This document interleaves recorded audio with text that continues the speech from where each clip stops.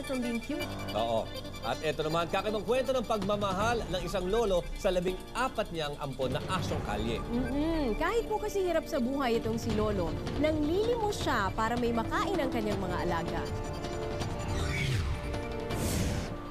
Sa isang kariton sa abandonadong gasolinahan sa may kanto ng Shorthorn at Congressional sa QC, nakatira si Alvino Marlang o mas kilalang si Mang June. Pumanaw na raw halos lahat ng kanyang kamag-anak pero hindi siya solo sa buhay.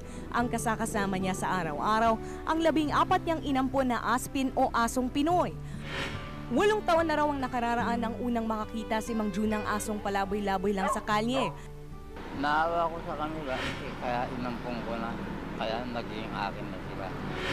Mula noon, halos lahat ng asong makita niya na tila walang amo, inaampon na niya. Si Mang June na rin ang humahanap ng kanilang pagkain. Kahit ang mismong kakainin niya, nanggagaling lang sa panlilimos. Si Peso siyang kilo.